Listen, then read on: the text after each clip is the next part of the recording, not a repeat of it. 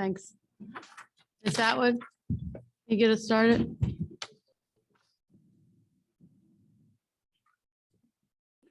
Notice of this meeting was given to all board members and associates in a meeting notice dated October 10th, 2022. Furthermore, on that date, a copy of such notice was sent to the Times, the Trentonian, and the clerk of the Township of Hamilton. It was also posted on the bulletin board at the entrance to the boardroom in the Hamilton Square Administrative Building. Please rise for the flag salute. I pledge allegiance to the flag of the United States of America and to the republic for which it stands, one nation, under God, indivisible, with liberty and justice for all. I got to move because I can't see. Roll call. Dr. Farrar, Here. Mr. Gonzalez, Here. Ms. Harvey, Here. Mr. Kanka, Here. Ms. Kelly. Here. Dr. McSheen, Here. Thornton, Here. Mr. Salantano. He's Ms. absent Lombardo. this evening. Here, We have a quorum. I get a motion to enter into exec. So moved. Second. All in favor? Aye. Opposed? Abstain? Opposed? Motion passes.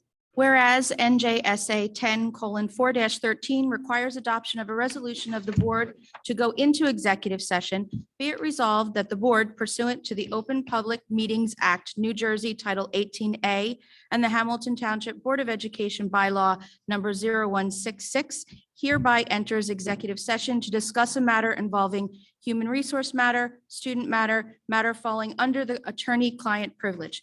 Be it further resolved that the minutes of this executive session shall be made public following formal action by the board and/or at the conclusion of any investigation, due process, proceeding, or litigation, so long as not prohibited by law and so long as the need for maintaining confidentiality no longer exists.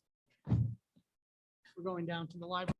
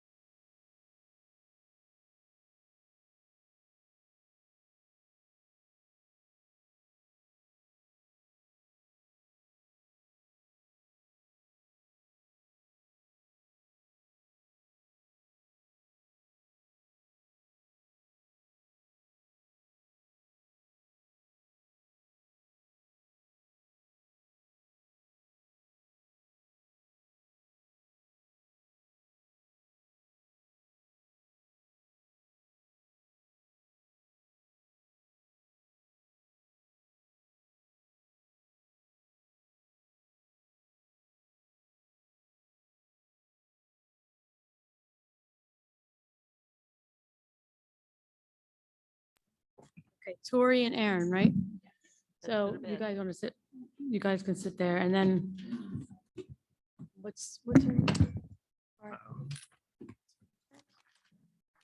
Okay,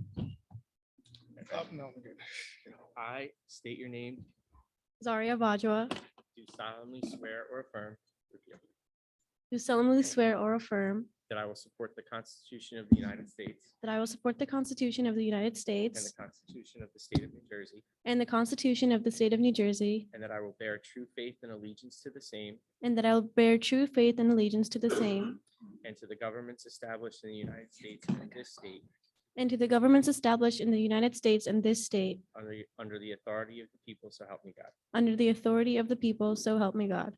I state your name, Zaria Bajwa, do solemnly swear or affirm do solemnly swear or affirm that I possess the qualifications prescribed by the bylaws of the Board of Education of Hamilton Township that I possess the qualifications prescribed by the bylaws of the Board of Education of Hamilton Township for the office of Student Representative to the Board of Education. for the office of Student Representative to the Board of Education. I will faithfully, impartially, and justly perform all the duties of that office I will faithfully, impartially, and justly perform all the duties of that office according to the best of my ability, so help me God. according to the best of my ability, so help me God. Congratulations. Thank you.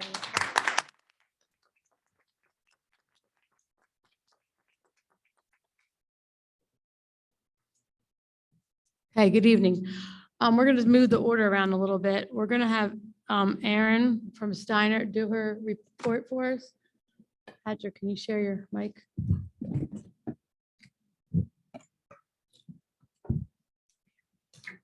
Hello, everyone. My name is Erin. I am representing Steiner High School. A little update for our schools and what we've been doing for the past 2 months since our last board meeting.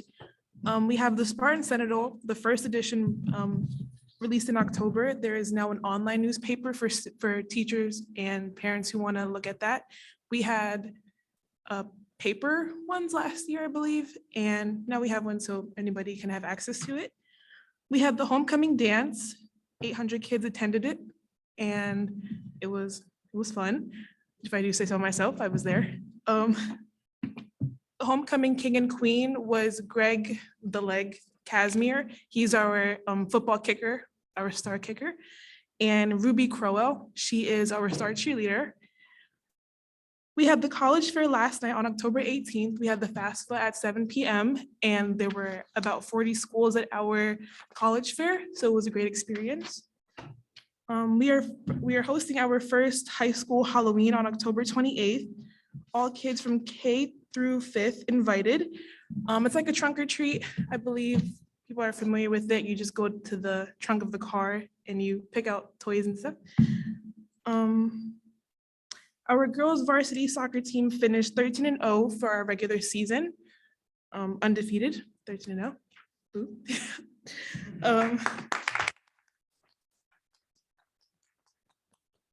Our marching unit also won first place at, I forgot where it was, sorry.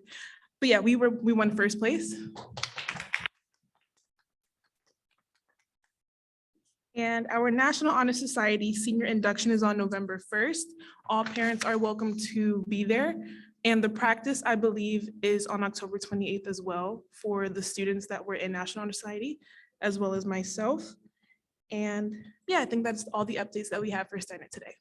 Thank you. Okay, we got a Tori from Nottingham. Hi, I'm Tori Coffey. I'm a senior at Nottingham. I've been involved in cheer and lacrosse for the past 4 years, and I'm also involved in clubs as like peer leadership, Key Club, and National Honor Society. Some things that have happened at Nottingham, we had our homecoming dance for the first time since 2019. It was a great turnout. The staff did a great job with putting everything together. Our football team has now 4 wins and 3 losses. Unfortunately, we lost to Willingboro this past Friday. However, more importantly, we won the Battle of Faulkner Road against Steiner in our homecoming game. Next week, we are playing our other rival, the West Hornets, this weekend in our last game of the regular season. Our boys have been working very hard and hope to continue that into the playoffs. We had our senior day and pink out game for football versus Ewing, which is another good turnout from families and students. And our marching band has been unstoppable and has gotten first place in their numerous competitions and has also done a great job supporting the football boys at the games. Last Friday, our girls field hockey team had a huge win on their senior day, winning 1-0. We also had our first Spirit Week. And next week, Key Club is hosting a Halloween party that all the elementary schools that feed into Nottingham attend. So they'll get have a DJ, get some candy, do some crafts.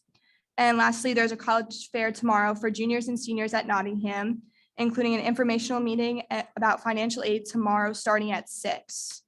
And our school community and spirit has bounced back even stronger since COVID has hit. Let's go Stars. Thank you. Aria from Hamilton West. Hello, everyone. My name is Zaria from Hamilton West. Some things happening currently at West, or previously, which happened, we had our 47th annual cavalcade of bands for the marching band on October 15th. I think it was a pretty great turnout. I saw some pictures. We had our homecoming dance about 2.5 weeks ago. A really big turnout again, 600 kids ended up showing up. I think everyone had a really good time. And then today, actually, one of our gym teachers, Mr. Pensack, 6 ABC News, came and showed up so he could show his garden, and the garden club were on the news as well.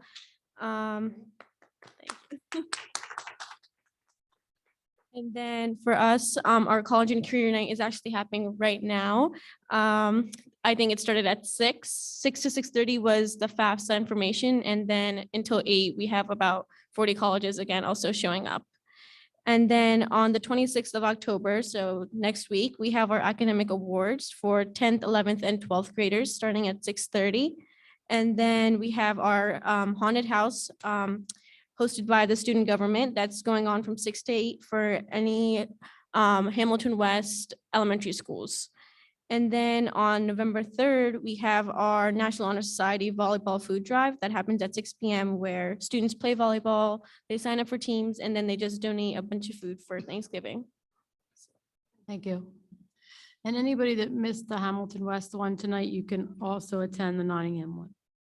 Can I ask Dr. Rocco, is it possible that the elementary schools be invited with like an email blast to the events that are going on at the 3 high schools for trunk or treat and haunted Sure. house? Sure, I think there is some messaging that's going out, but we'll talk with the principals and make sure that they get that out to the elementary principals. Thank you. Okay, next we have the superintendent report. Thank you, and thank you to our student reps for reporting out what's happening. I also understand you have a lot of homework, so if you have to go, that's perfectly fine, but you are welcome to stay if you'd like. Couple of things that talk about. First of all, a very serious note. Friday, Hamilton West was swatted. If you're not familiar what swatting is someone will call in a fake emergency, which will bring out a large police response. And that happened to 6 schools across the state of New Jersey on Friday. Want to let you know that we are in constant contact with Hamilton PD. We were in constant communication with the prosecutor's office. We have conducted our after action assessment with the Hamilton PD yesterday. Also let everybody know that we practice those plans. The police department practices their plans and we work together. I'd like to commend our students, our teachers, our administration, and Hamilton PD for the work that they did on Friday.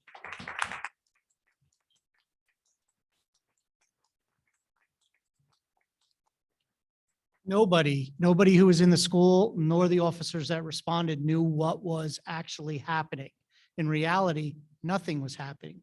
Our kids were in a class change and they didn't know what was going on. And the police arriving thinking there's an emergency. It's a horrible situation, but I will say that everybody involved from Hamilton School District and from the police department responded professionally and worked together. So I appreciate everybody's work on a very difficult situation. Yes, 6 other school districts across the state, the same thing happened around the same time.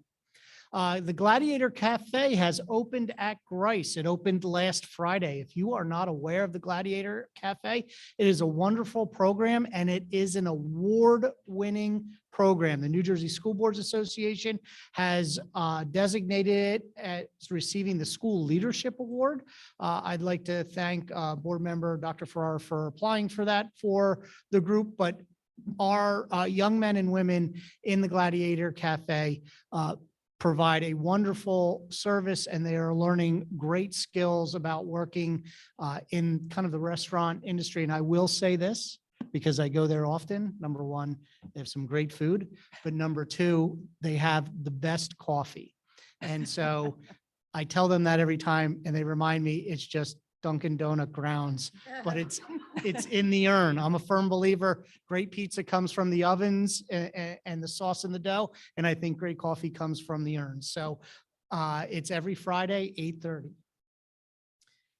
Our Facility Strategic Planning Committee will have its first meeting on October 28th. Those invites have gone out.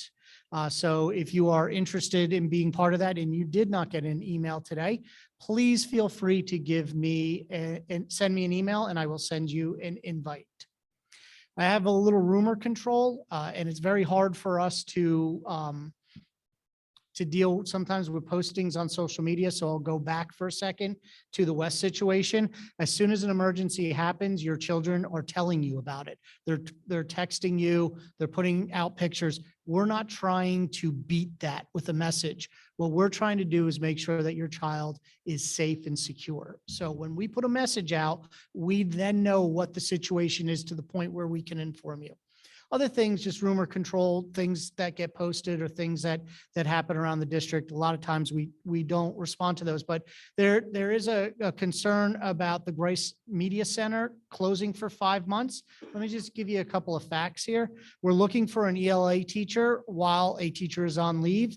And as I've mentioned many times, there's a teacher shortage and we're dealing with that.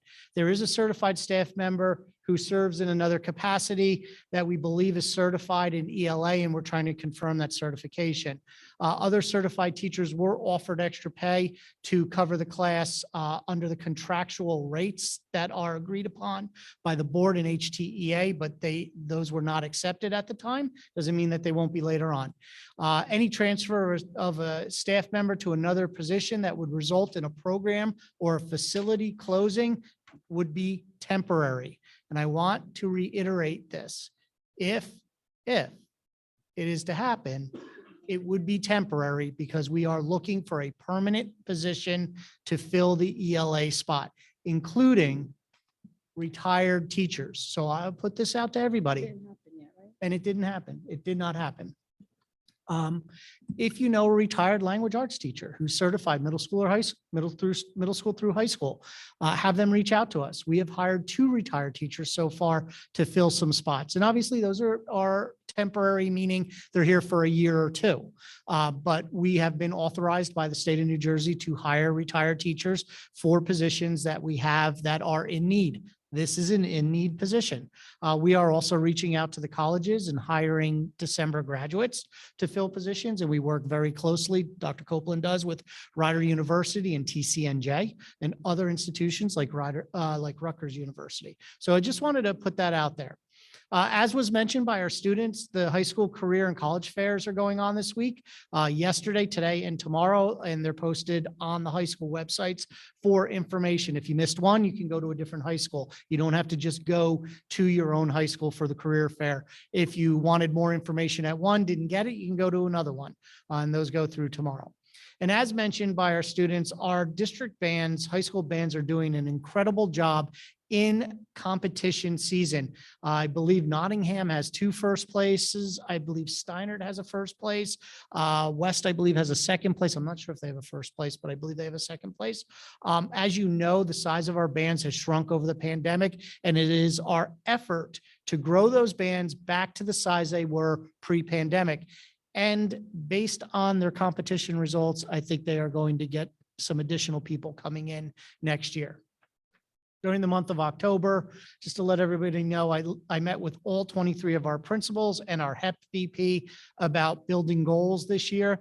Each building has an academic goal, an SEL, which is social emotional learning goal / behavioral goal, and an attendance goal. So those are the 3 goals. We meet monthly.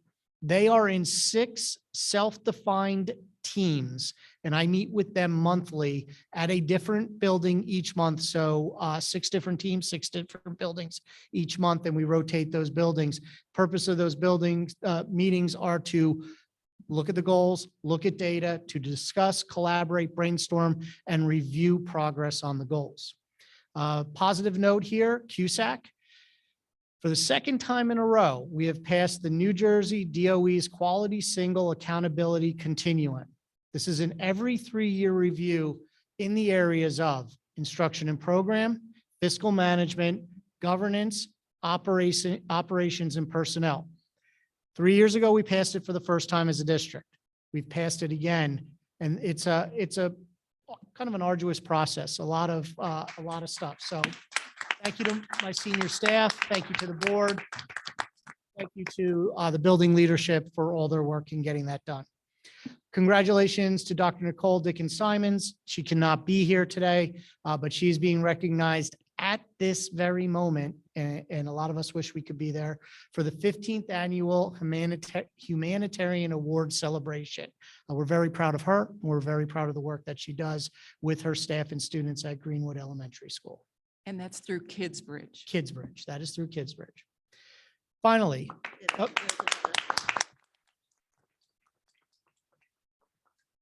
Finally, over the last 9 months, our board meetings have included a lot of public comment about a variety of topics. The members of the Board of Education have heard these comments, have discussed these comments, and have considered them.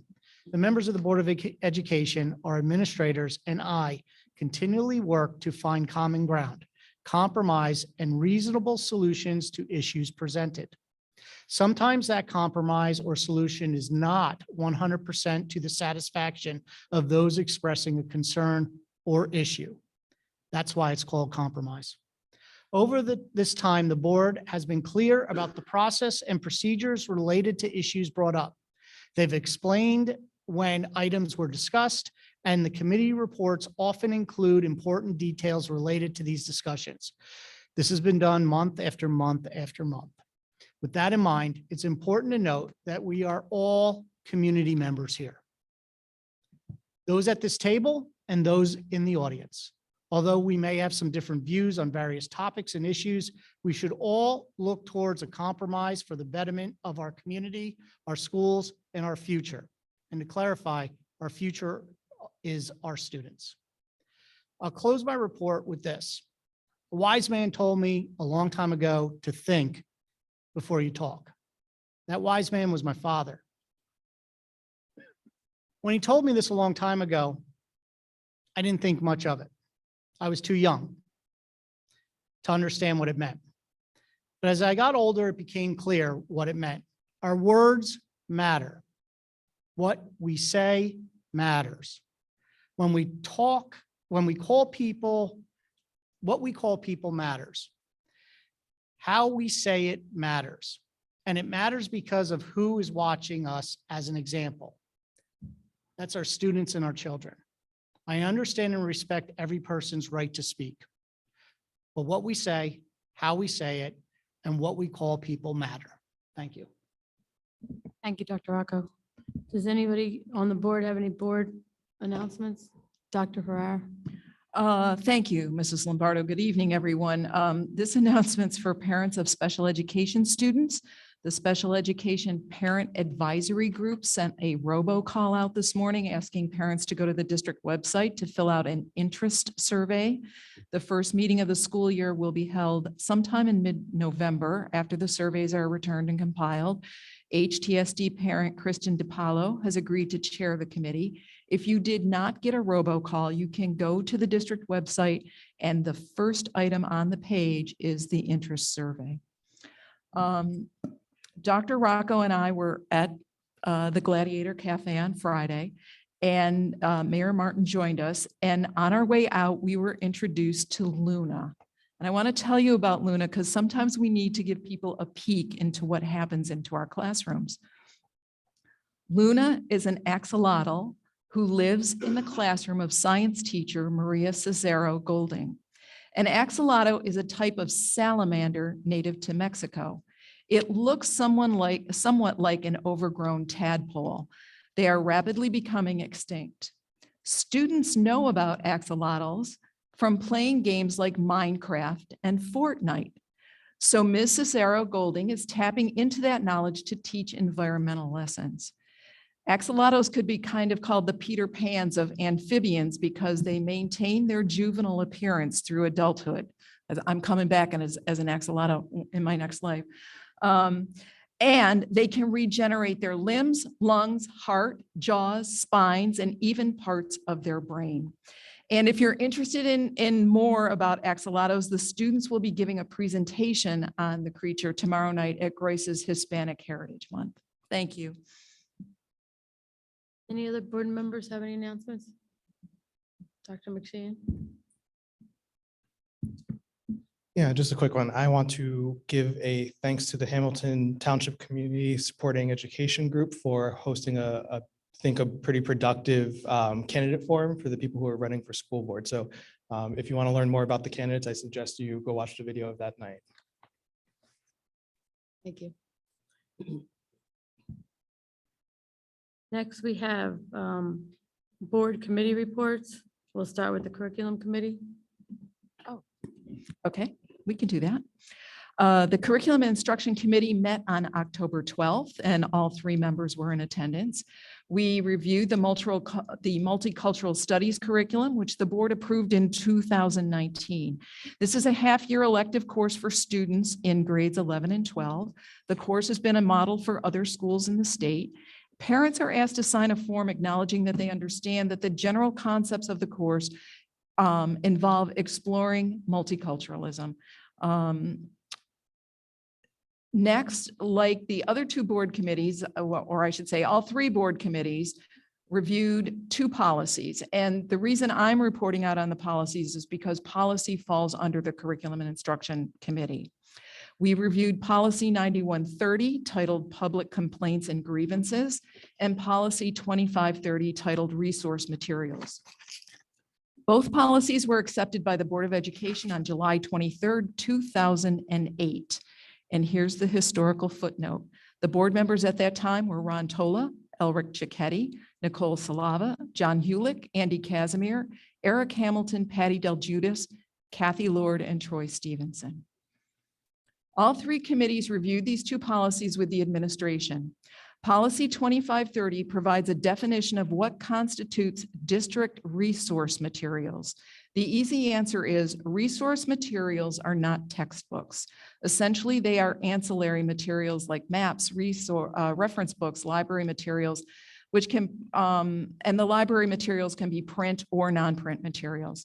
The last sentence of policy 2530 reads, any request for the removal of resource materials will be governed by policy number 9130. Policy 9130 outlines the procedure which must be followed should a person, persons, or organization file a complaint about resource materials. That process is outlined in item number 5 of the policy, and I will read it. In the case of complaints about instructional or resource materials, the initial complaint must set forth in writing the author, title, and publisher of the materials, as well as those specific portions of the material or the work to which objection is taken. The complainant's familiarity with the work, the reasons for the objection, and the use of the work in the schools. The superintendent shall appoint a committee of professional staff members and community representatives to review the challenge material against the standards for the selection of resource materials established by board policy. The committee will report its findings to the board. No challenged material may be removed from the curriculum or from a collection of resource materials except by action of the Board of Education. And no challenged material may be removed solely because it presents ideas that may be unpopular or offensive to some. Any board action to remove material will be accompanied by the board's statement of its reason for the removal. Now, in order to find those district policies, you can take the following steps. You can go to our main website, htsdnj.org, find the tab on the blue bar on the top, which reads School Board, and click on the words School Board from the drop-down menu. Once on the School Board page, the dark blue box to the left, the very last entry reads School Board Policies. Click on the School Board Policies, and the next page will have a link marked Bylaws and Policies. click on that link. Once on the policy page, there is an icon which looks like a magnifying glass. You can click on that and type the policy numbers into the search box and the policy will come up. On the health and phys ed front, meetings have been held with the instructional staff and principals and where appropriate, vice principals. I remind everyone again that the district will be using the 2014 health and phys ed standards for the 22-23 school year. As committee chair, I want the community to know that my committee and the administration have worked collaboratively for the last 10 months and will continue to do so. We have looked at how other districts have managed the requirements of the family life standards. We have talked about the fact that standards are goals, but the district can move the goalposts a bit. So we are making progress. The rough timeline includes bringing the standards to the entire board for review and a consensus to continue going forward. Then a committee of teachers will write the curriculum under the guidance of Mr. Scotto and the curriculum supervisor for this area.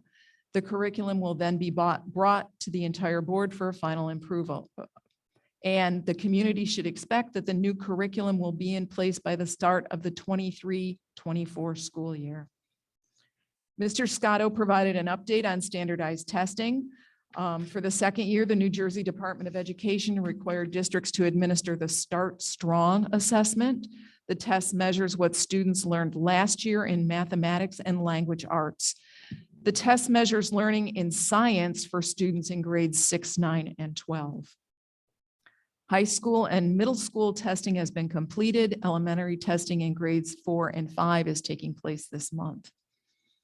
Students in grades 9, 10, and 11 took the PSAT on October 12th. The PSAT helps prepare students for future high school testing, which can include the SAT and the ACT, for example. The test helps students potentially qualify for national merit scholarships. The test also helps guidance counselors identify students who have potential to take AP classes. And Mr. Scotto, if the district pays for the PSAT, so no student has to pay to take that test. The district covers the cost. The committee was briefed on the district's 4-year new teacher induction program. This is a way for the district to help new teachers during the years prior to being tenured. The first class of teachers to go through the entire program, so the first class 4 years ago, will finish at the end of the school year. The committee reviewed 2 sets of curriculum guides in the arts.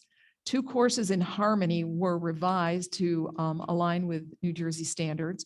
These are half-year electives open to all high school students. The only prerequisite is experience in singing or playing an instrument.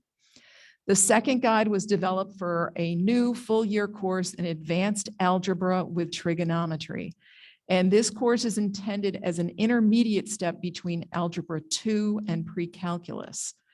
So advanced algebra with trigonometry has 6 units: function sense, the algebra of functions, quadratic and higher order polynomial functions, exponential and logarithmic functions, introduction to trigonomic functions, and probability and statistics. These topics will also help students prepare for college entrance exams. The board is being asked to accept these guides in motion 12 of CNI. Dr. Altabello spoke to the committee about the return of overnight field trips for high school students. You will find these on motion 9, and we have to approve those. There are 3 upcoming overnight trips. Students from East and West will be traveling to Key Largo to study marine life. East students will be in Florida from December 3rd to 7th. West students will be out of district from February 15th to the 19th. And the One Hamilton Marching Band will be traveling to Disney from May 21st to 24th. And as Dr. Rocco pointed out, our marching bands are a little light since the pandemic. Any of you who went to the Memorial Day Parade saw the One Hamilton Band, and essentially all 3 high schools come together and march as one, which is pretty cool. And that's all I have. Thank you. I have a question. Did we look into see if any of the Nottingham students wanted to join one of those Key Largo trips? I don't know. I'm working with the administration at Nottingham now with respect to those students to determine whether or not there's interest and then how we would go about. Okay, so if there is interest, we're going to try and find a way for them to join one or the other. Right, if there is interest, we're going to try and align them with either west or north. Okay, thanks. I know Ms. Thornton, that was a question you had in our committee. I didn't know if it got back to your committee or not. Does anybody else have any questions for Dr. Ferrer? Okay, seeing none, we'll move to the Personnel Committee. Ms. Kelly?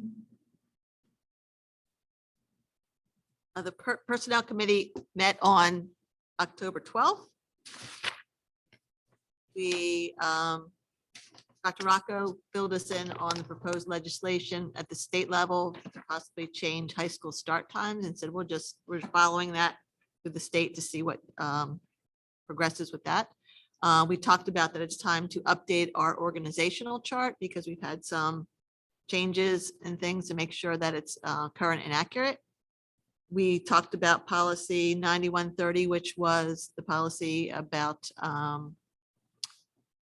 books and peripheral materials that can be used with courses or library. We talked about, Dr. Rocco let us know that the summer pilot program for staff, where they were able to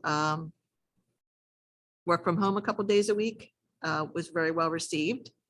We talked about that we're in the process of reviewing our unaffiliated contracts. And then Dr. Otabello talked also about the out-of-state trips, gave us a review of the residency procedures. Ms. Atwood talked about the lower level of the Park Avenue building that's having some renovations. We got an update on the athletic fields and the process that's going on there with the high schools. And then we got some other information from Mr. Scotto about curriculum and instruction. And that was all for us. Any questions? Thank you. Mr. Kanka, Finance and Operations? Oh, I'm sorry, Dr. McShane. Can I offer something for DCR under? What was that? I didn't hear you. Can I offer something for for DCR under? Oh, sure. Mhm. So excitingly, we have our first meeting tomorrow at 5 p.m. Amanda? Okay, hi. So as board liaison, I get to work with the whole group, and I'm looking forward to the kickoff of this year. So just a quick download. So DCR stands for District Community Relations Committee, and it's a group of volunteers, of staff, of family, of community members who are looking to make an impact on the district. So I'm just going to read through the mission, and I'll give you just a short list of what DCR has to offer. So the mission of DCR is to establish an open line of communication based on topics of equality in staffing, programs, and curriculum, with the goal of cultivating an inclusive, caring, and supportive school community that promotes the well-being of each student through the alliance of its members. And to do this, there's actually 4 subcommittees that you can help participate on. 1 is recruitment and retention, 2 is restorative practice and suspension, 3 is curriculum, and 4 is action. And action goes to really look at how we can implement issues of equity, equality, and social emotional learning. So if any of that sounds really interesting to you, I highly recommend that you reach out to Amanda, and you can do so by going on the website, our district website. Bless you.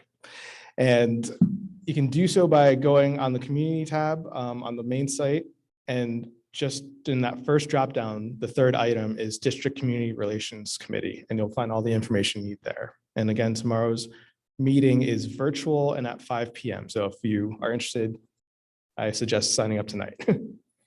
Thank you. Thank you. Anyone have any questions for Dr. McShane? Mr. Kanka? Yes,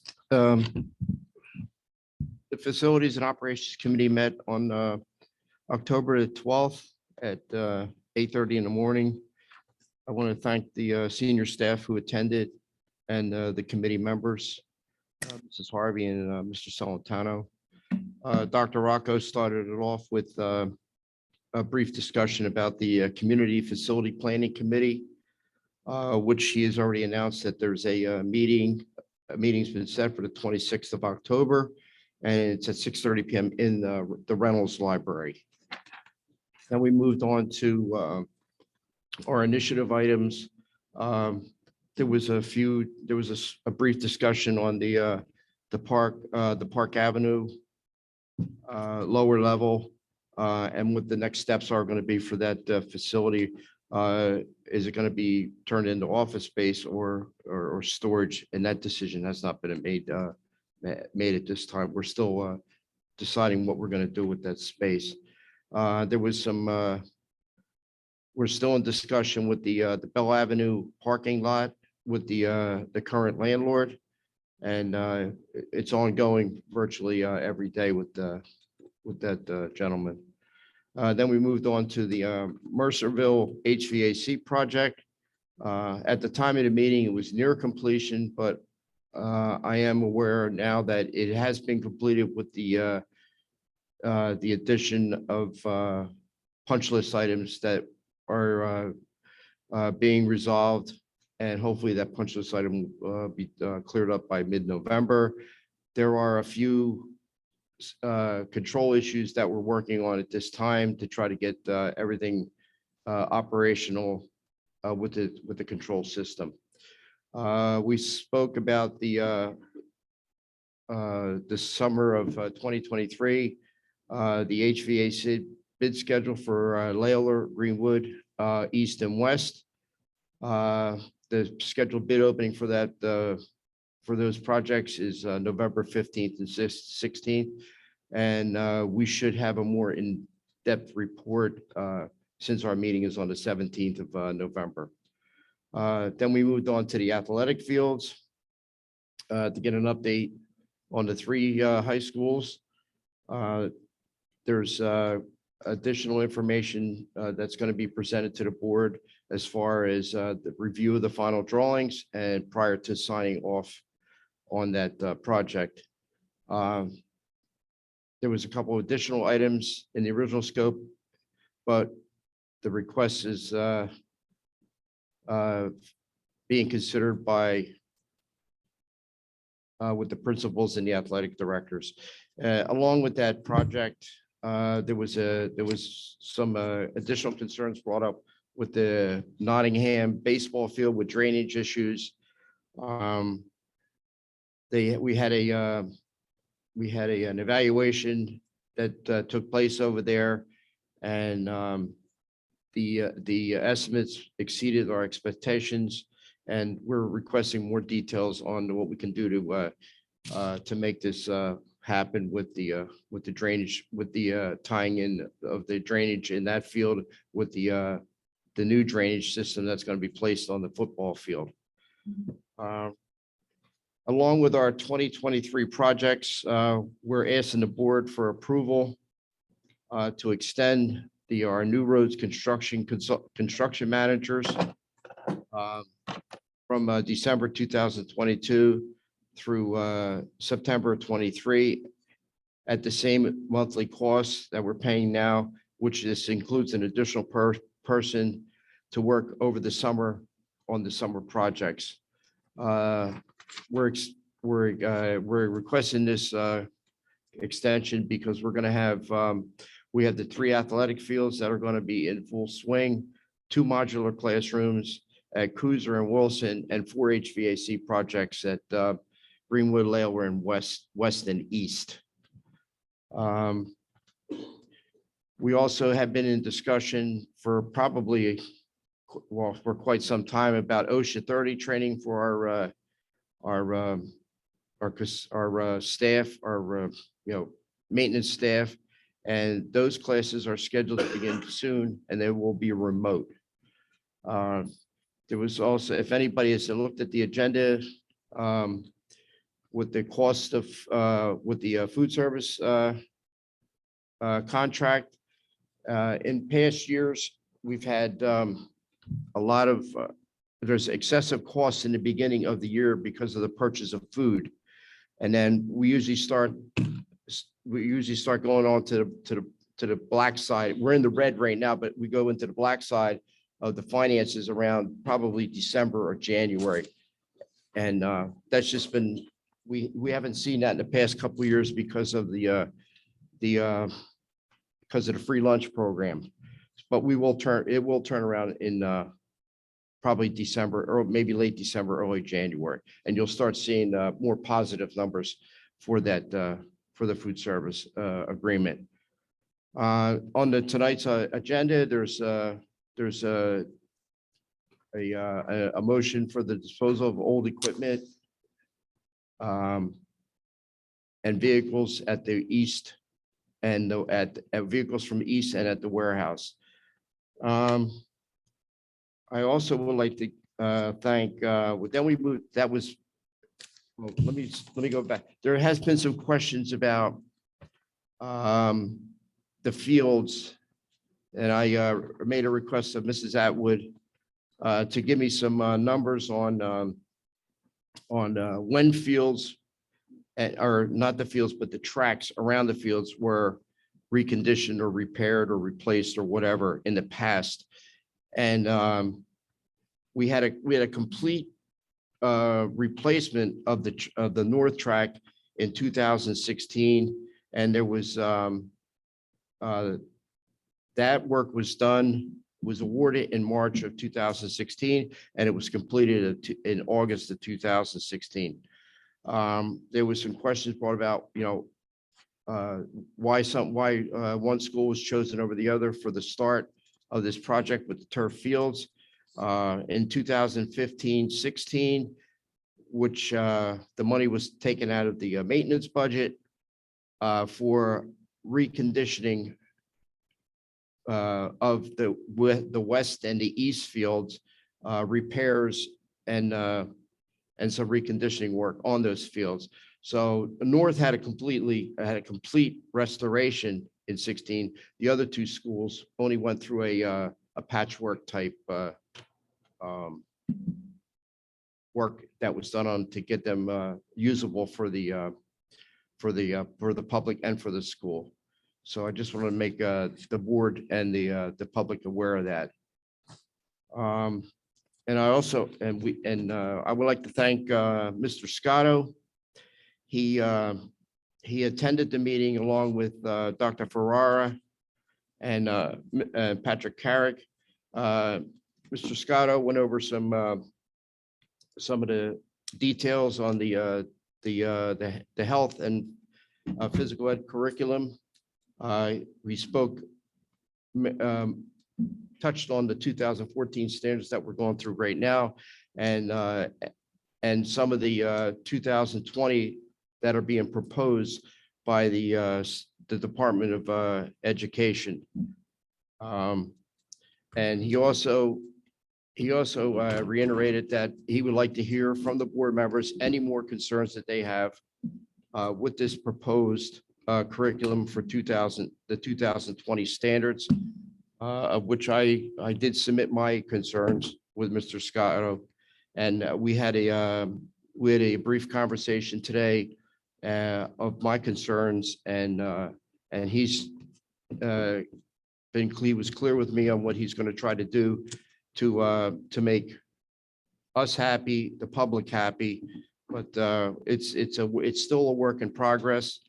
There's been a lot of questions on my end.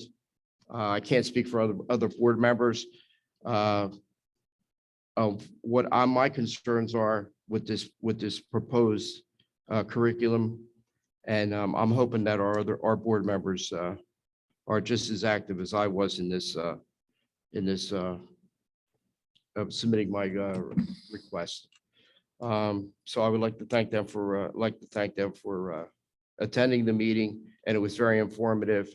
And just like anything else that we do on the board, it's a team effort here.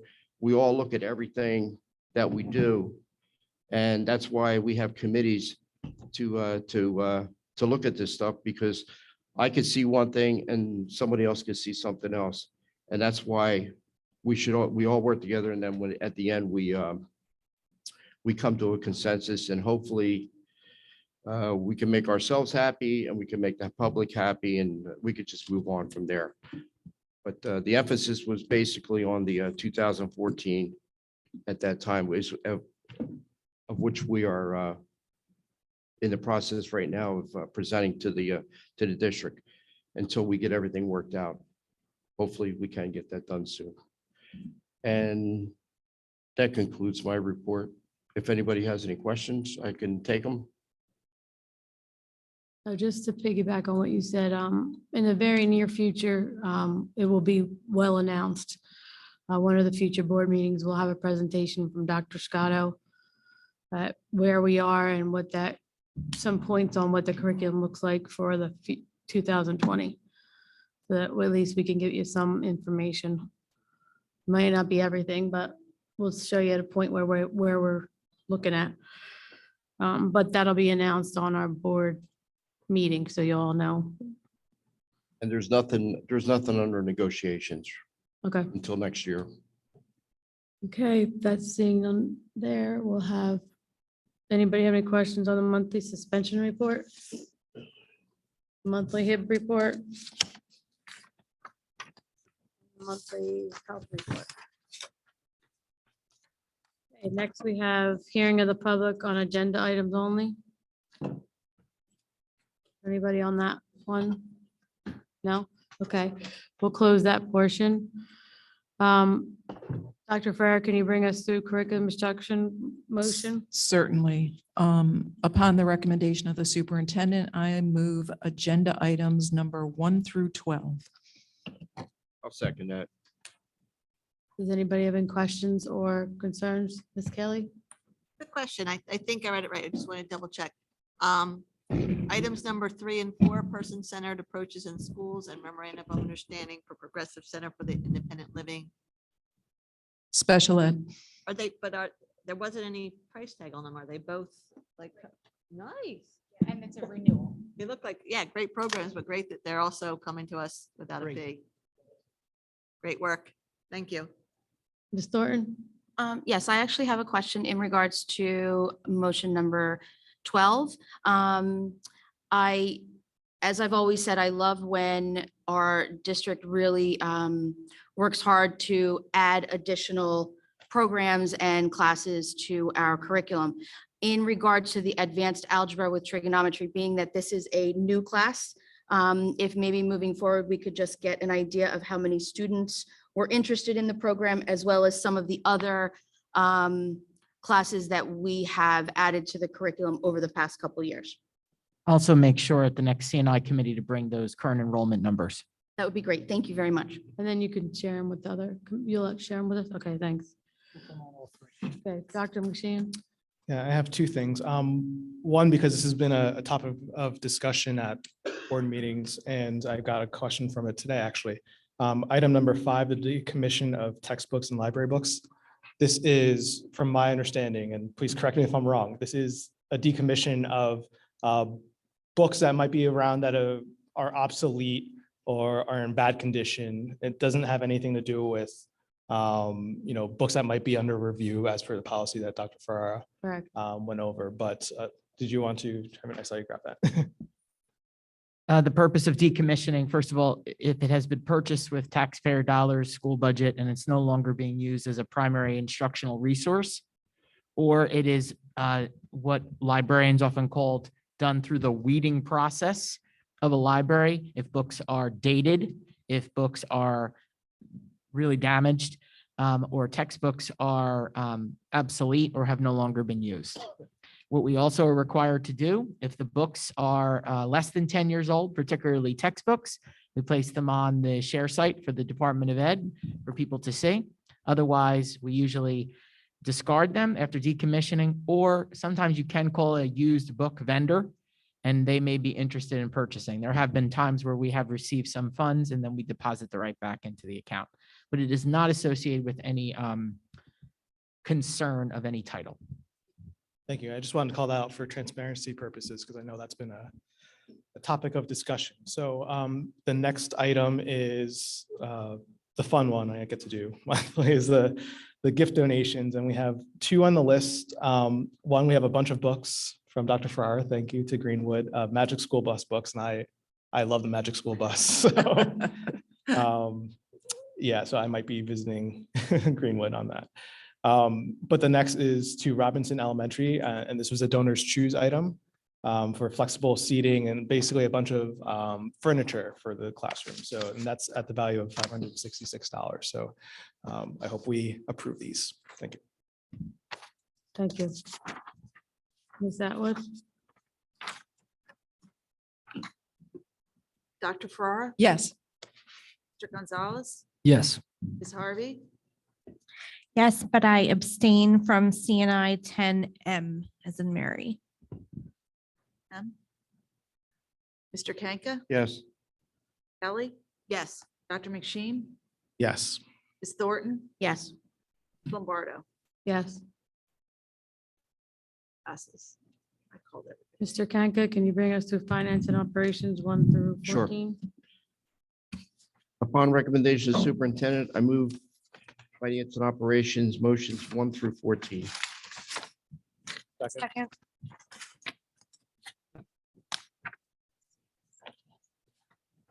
Does anybody have any questions or comments on those?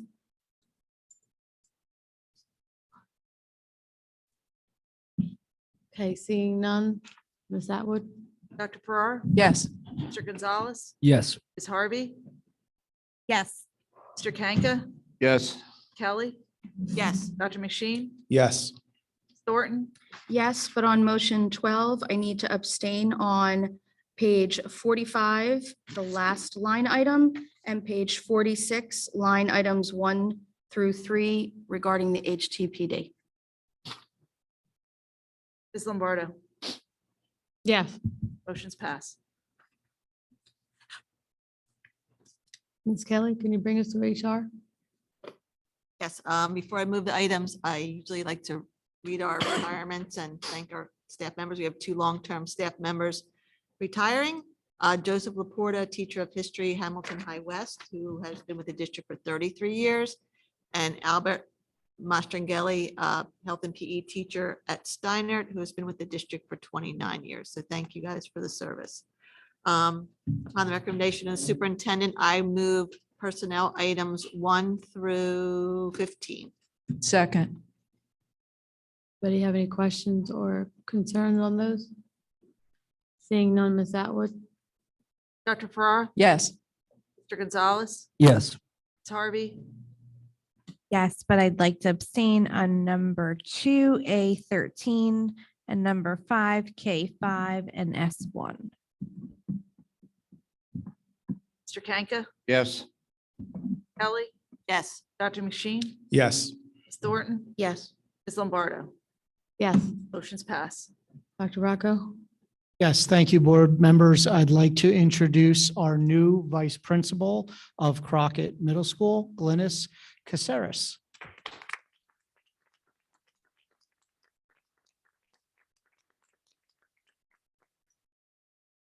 I just want to say thank you to all the board members and the administration. I am very excited and I'm looking forward to joining Hamilton Township, more specifically the Crockett Middle School family. Welcome. Thank you.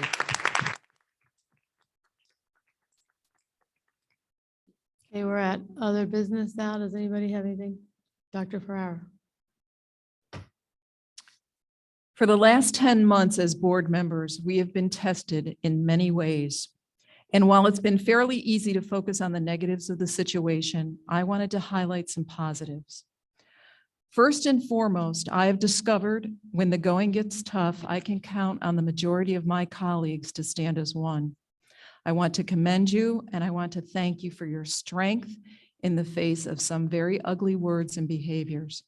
We have been called groomers and pedophiles. We have been warned that people who lead children astray should have ropes put around their neck and thrown into the sea. We were told, if you throw the first punch, I will punch back twice as hard. As a board, we have modeled for students how to keep cool while being bullied. We have resisted pressure to make instantaneous judgments and illegal decisions. Instead, we have taken seriously our oaths of office to support the Constitution of the United States and the Constitution of the State of New Jersey. We have upheld our ethical obligation as designated by NJSA 18A 12-24.1 to make decisions in terms of the educational welfare of children, seeking to develop and maintain public schools that meet the individual needs of all children regardless of their ability, race, creed, sex, or social standing. I want to thank Mrs. Lombardo, President Lombardo, for trusting me with the assignment of chairing the Curriculum and Instruction Committee. And I especially want to thank you, Mrs. Lombardo, for standing alongside me as we called out hate in our community through the newspaper editorial process. I want to thank Dr. Rocco for allowing our committee the time to thoughtfully process the family life standards. For if the State Department of Education wants to discipline the district for not making an instant decision, Dr. Rocco will be taking that phone call. Finally, I would like to thank Mr. Carrick for keeping us apprised of the legal parameters we need to navigate. Concerns raised here led me to purchase and read 2 graphic novels, books I would have likely never read otherwise. Flamer by Mike Corrado and Gender Queer by Maya Kobabe. I connected with the story told in Flamer because one of my closest classmates from high school is gay. We have corresponded over these last few months, discussing what it was like for him to be a gay student at a time when he really couldn't share what living gay was like. But now I understand. Gender Queer demanded more of me as a reader, but that's because I am not the intended audience. Most people think the meaning of audience is to entertain or to be entertained. But the true meaning has to do with the reception of a message, audio, who is listening. In the case of Gender Queer, who is reading. I finished the book feeling great empathy for the author since the book is autobiographical. The book is written for older teens who are struggling with their gender identity. I speak for myself when I say we should not ban this book from the shelves of our high school libraries. In 1982, the Supreme Court ruled that the First Amendment limits the power of junior high and high school officials to remove books from school libraries because of their content. Over the last 10 months, I have heard from parents of LGBTQ students in the district. I have also heard from LGBTQ graduates of our district. One graduate wrote, "I'm tired of our stories being suppressed. It doesn't stop kids from being gay. It stops them from knowing themselves. I wish I had had this stuff normalized when I was younger. It would have made it easier for me now. So disappointed in people that still can't accept it." Another graduate said, "Why would I choose to be gay knowing I would be the object of continuous hate?" From a parent who has taken the emotional journey with a transitioning child, an admission that their child would likely be dead by suicide had the transition not happened. Professionals with the Trevor Project note that LGBTQ youth are not inherently prone to suicide risk because of their sexual orientation or gender identity, but rather they are placed at higher risk because of how they are mistreated and stigmatized in society. During these last 10 months, I've met new members of our community. I am grateful to the dad who, after the August board meeting, made sure Dr. McSheen and I were okay going to our cars. And he did the same for me last month. I am grateful for the presence of district students who have had the courage to speak out about what they need. I will admit that I've been saddened to hear outdated language used to perpetuate old ideas. Twice over the 10 months, 2 different speakers have referenced adoption in a negative light. I am mystified. In the history of humanity, the paragon of an adoptive parent was a carpenter, Joseph, the man God trusted with his only son, Jesus. As someone sworn to uphold the Constitution of the United States, I recognize everyone's right to speak their mind. I think this Board of Education has been patient and respectful in light of the fact that over the last 10 months, we have heard the same messages from many of the same people. I will uphold the laws of the state of New Jersey, and to that end, I will follow New Jersey State Law 18A 35-4.36A. The law states, instruction shall highlight and promote diversity, including economic diversity, equity, inclusion, tolerance, and the beginning and belonging in connection with gender and sexual orientation, race and ethnicity, disabilities, and religious tolerance. And for me, this is more than laws. It is about what is the morally correct course of action to take on behalf of our students. Thank you, Mrs. Lombardo. Any other board members have? any? Mr. Kanka?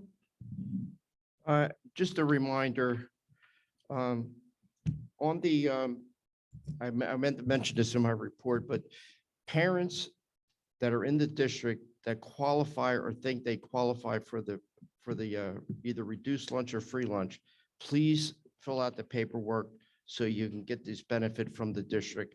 If you don't fill it out, and you're not going to know whether you are available for these benefits. So just fill it out and get it done, and it'll just save a lot of us a lot of headaches down the road, because what ends up happening, if a child comes in, we do feed them no matter what. And if then next thing you know, you're getting a letter in the mail saying that you owe $22 to the lunch program. Please fill out the paperwork. You don't know it until you fill it out. So I'm just reiterating that you just fill it out so we can get this, so you can get your benefits that you deserve. And Mr. Kanka, if I'm not mistaken, and Ms. Atwood can answer this, there is a person to help people fill out if they need it, correct? Yes, there is. If you have any problems, there's somebody there to help. There will be somebody there to help you out. And should they just call the business office, Mrs. Atwood? Yes, the business office can help them, your schools can help them, but we have staff right in our office. Because I don't know if it's hundreds of kids or students, but there's a lot of students that they actually they're eligible. They just don't fill the paperwork out. And it just makes it difficult on the staff, and it makes it difficult on the family. So if you know anybody, just get them to fill out the paperwork. Thank you. Anyone else before I move? I Ms. Harvey? have an issue that I would like to raise to the board's attention.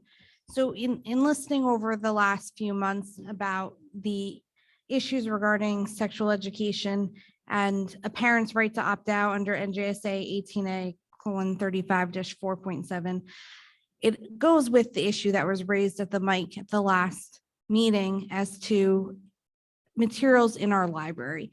And in looking at the policy that we have, 2530, I think that there is a position that would address concerns on both sides of the aisle, because I took the time to read the book that was mentioned last month, and I do think that there is value in that book for certain individuals. But at the same time, if you look on the library sites, depending on who the source is, it values that book at being over a high school grade level.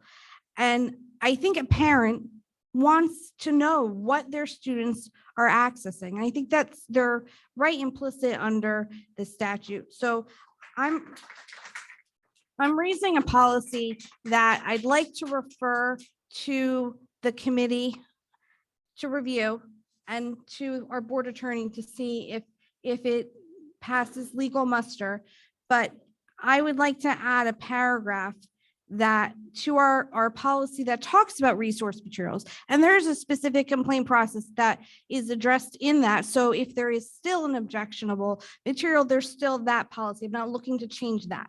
But I think that addressing both sides' positions, because we should have these books accessible to those who want to review it, but it should be a parent's choice for those who are under 18. So I think adding a paragraph, any student under the age of 18 desiring to access a resource material containing sexually explicit images shall provide written consent of a parent or guardian to access the book. So I'm asking the committee to review that, and I can distribute that.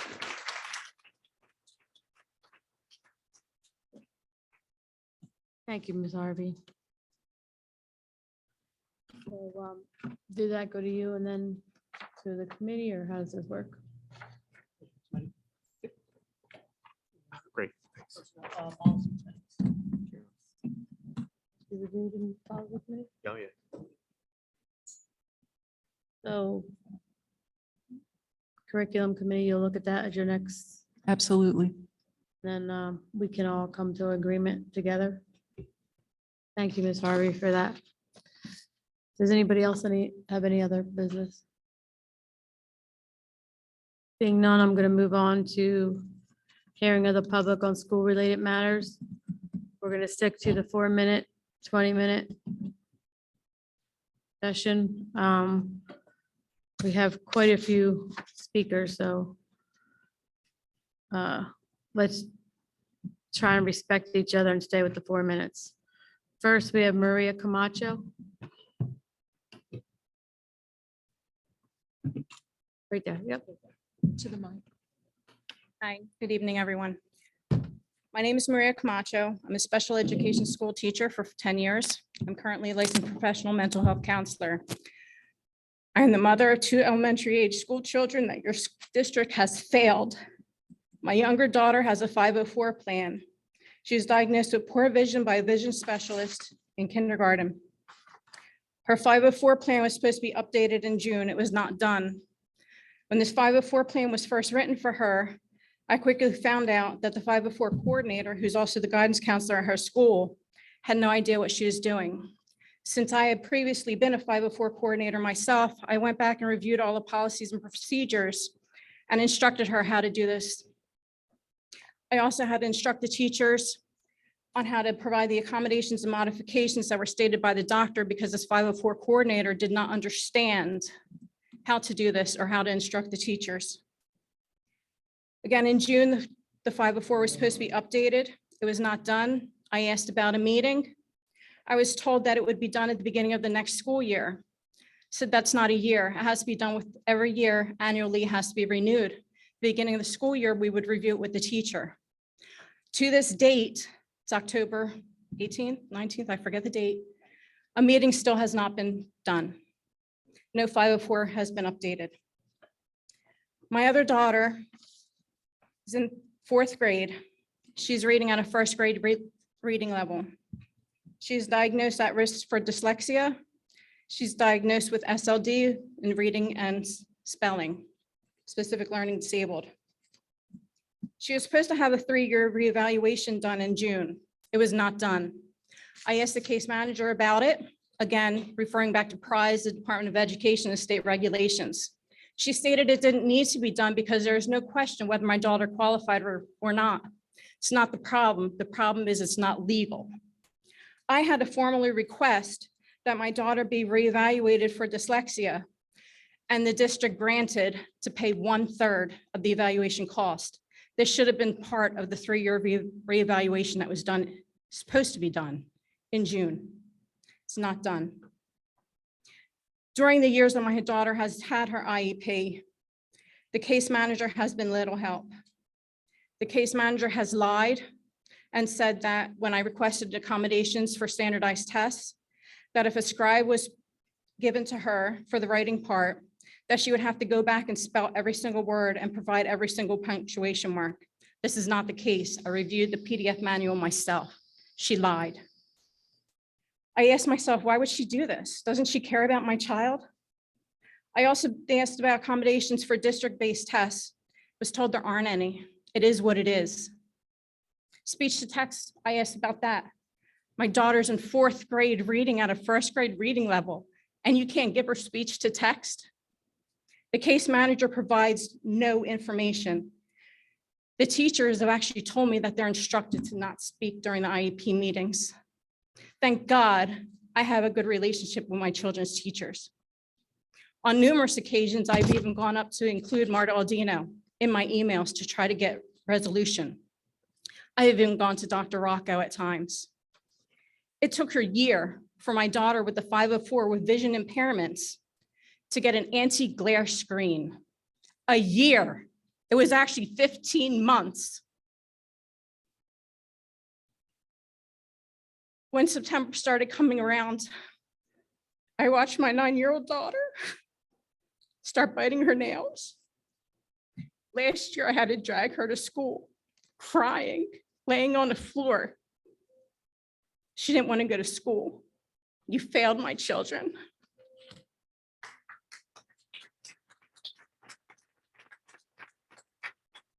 Next, we have Stacy Byrne.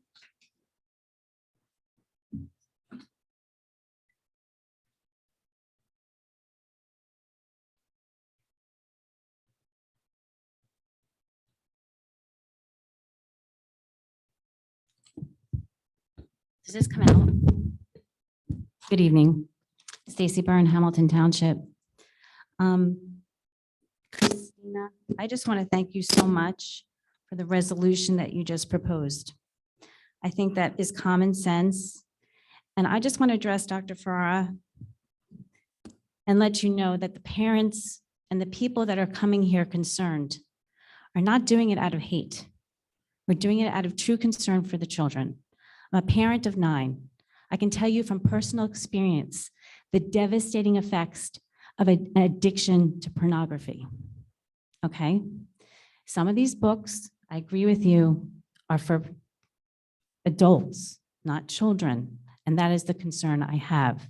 I got the letter last night from the lawyer telling me what you just explained to everyone, the procedure on how to go about, it's a long procedure, on how to get these books out of the library. I really love your resolution. I think that solves a lot, and I hope that you will all genuinely consider that. Because we have a crisis in Hamilton.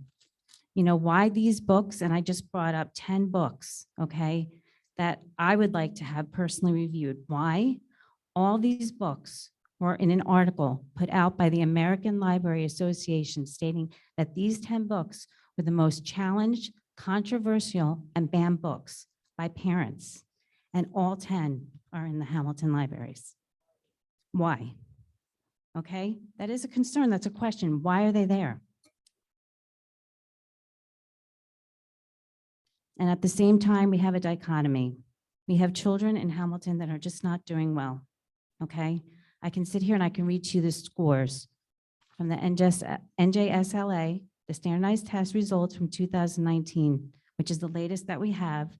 And we know that since the pandemic, the kids are doing worse, okay? Not going to bore you with too many. Wilson School, 4th grade language arts, 26% have not met expectation, 0 have exceeded. Steiner, which used to be the top school, an Algebra 2 scores, very necessary if you want to pursue a STEM career, science, technology, engineering, or math, only 52% met expectations and 3.6 exceeded. In Grice, I understand they're targeted by the state now. 11.7% met expectations academically, 0% exceeded. I personally think this is a crisis. We need to get back to education, and I'm wondering who is taking the time, energy, and money on this fruitless literature.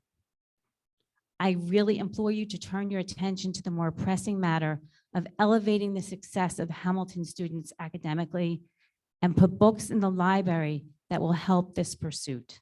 Thank you.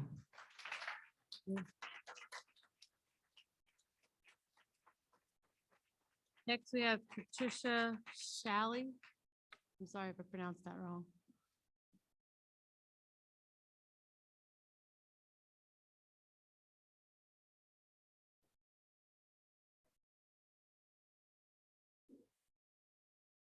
Thank you so much. I discarded what I came to say, even though it was very important words, because I am deeply concerned just by sitting at another board meeting. The words that are coming up from the community are that you are failing special needs children, you are failing teachers, you are failing the diverse communities, as we see as evidence in the standardized test scores if you go in and read them online. The minorities and the diverse community that I have heard over and over, each one of you say that you are concerned about, are at the lowest of the state. You are failing the teachers. You are failing the students who are trying to make the STEM programs by even the most important of our subjects of Algebra 2 and the new classes that you are bringing out. Okay, the students are not doing well, and yet we are still having the community that comes be schooled or morally shamed by this board every time I come. And yet I hear this about books that have the legal definition of child pornography. It legally meets the definition, and that is supported by this board. I'm deeply concerned about that. Those books show sex acts in cartoon depictions, which is part of the legal definition of child pornography. They depict that, and you are approving of that in our libraries when the children are failing? I couldn't sleep at night if I was on the board and this was happening. I am sorry. This has to be addressed. Now, understand this. If you take a look at the social media of the board, the members of this board, they are calling, you are telling us that things are so civil. They are not civil. There is a discourse that is happening underground, might be just your opinion, in which I have seen call out and snipe at people, snipe at candidates, accuse candidates of committing community crimes, which could be libelous. I am asking the board of Hamilton Township to turn your attention back to the academics of the children. That's what you're here for, not social engineering, not to assist any religions. In fact, that genderqueer and those books, they are defamatory to the Catholic Church, which the majority of the people in Hamilton belong to. Okay, it is a majority of the religion is the Catholic religion, and yet there's a major part of that book which is incomplete against the Catholic Church. I take offense to that. I take offense to everything that's been said. I came here tonight thinking, and thank you, Mr. Kanka, for what you have said. I am glad that people are showing some concern. There are concerns that are legitimate, and we do not need to be schooled, especially from the point of view of the books that are in question. Thank you. Next, we have Brenda Julian. I can't see. Hi, Brenda Julian, 3496 Nottingham Way, Hamilton. First, I wanted to raise one issue that I did a little digging on. We have people that are coming to our community meetings that don't even live in Hamilton. We have a gentleman that comes and talks at length about religion and his beliefs, and he doesn't even live in Hamilton. He's not part of our township. He's coming from Florence. So is there any way of making sure that when we have somebody that comes up to the mic and wants to talk to our community, that they're part of our community? That's just one little thing. I don't know. I did want to talk about the rumor about Grice. I'm going to skip that since it appears as though hopefully we have something in the works there. As about the books in the library, a good friend of mine is one of the head librarians for Mercer County's library, like not the school, but the library system. And she wanted to know if our review process was actually being used for this book that's been pulled from the shelf. And I just want to know, is this book just being checked out right now and not available to the students, or have we gone to the review process? Because they do not believe it's happened. I don't know if you can say that or not. On another note, my son goes here at Reynolds. He's an 8th grader. He's loved being part of the STEM and the robotics clubs. I have asked why they haven't started yet this year. And are we not having STEM and robotics? Has it been taken over by the aviation club? Because that hasn't started here yet at Reynolds. So just a parent wanting to know about STEM and robotics. The special education parents robocall, I loved getting that. There was a little bit of talk amongst my special education community. As you know, my son is in the program here. And we didn't know that that program, that group was still active. So I love seeing that. So thank you, Marta, for helping us get that going again. I appreciate that. Junior Honor Society. Is there a reason why we don't have that here in our township? I love being able to honor and give our kids kudos And I was just wondering why we don't have a junior honor society. As for state testing, I know when I worked at an out of district school, we got our state testing marks in the middle of the summer. And we still haven't been mailed the state testing for our students. When will that come home? Because I know you get it in the summer and it's already October. So if we could get the state tests mailed, that would be great. And the SATs, my child goes to the STEM Academy. They're a junior. The STEM Academy doesn't provide an SAT testing. They did the PSAT. Hamilton does provide SAT testing. I've reached out to Steinert, which is their home school, and nobody's gotten back to me on how I get my child in for the SAT testing, even though they go to the STEM Academy. So those are some issues I had. And again, you guys do a great job. Thank you. Thank you. Mr. Scotto, can you just answer about the test scores? Go ahead. Yes, test scores actually went out in the mail today. Because we are mailing about 7,000 envelopes, it takes some time. So they all went out in the mail today. In there is a letter as well as the score report. And then I also sent out a school messenger about a month ago with guidance for parents on how to interpret their score reports. Also on our website, under state assessment, standardized tests, under the curriculum page, I have additional guidance for parents to help them interpret their score reports. And Ms. Julian, if you can get Mr. Scotto your information, he can help you out with the SAT question. Or right over there, the guidance, director of guidance, you can just right over to her. And one thing about the book was removed from the shelf. It's currently checked out by an adult that decided to check it out. We also have a formal complaint that was filed by someone from the public. So that committee will be formed as per policy, but the book will remain until that committee adjourns their decision. But it was not removed from the shelf. It was checked out right after one of these meetings. They wanted to read it, so they did. And it hasn't been returned from that particular person as of yet. So Ms. Glonick.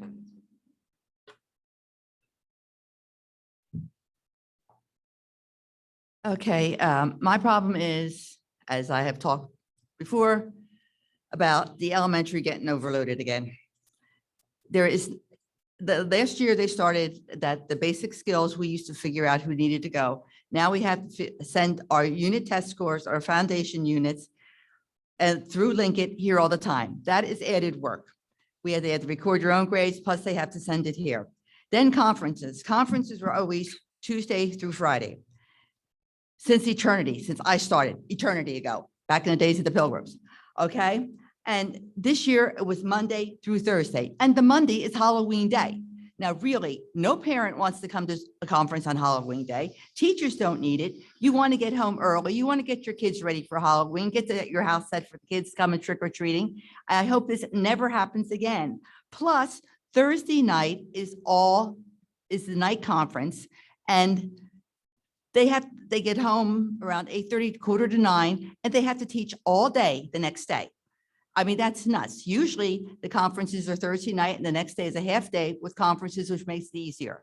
But that is a stress on them as well. Then the biggest one is this dyslexic test. According to the training video, it says only kids in need should be tested. But then the rule came down that every grade has to test every single child. It is a 7-page test, one-on-one with the teacher. Second grade teacher did hers, 4 hours to do it. First grade teacher had 3 kids who were having difficulty, 1 hour for 3 children.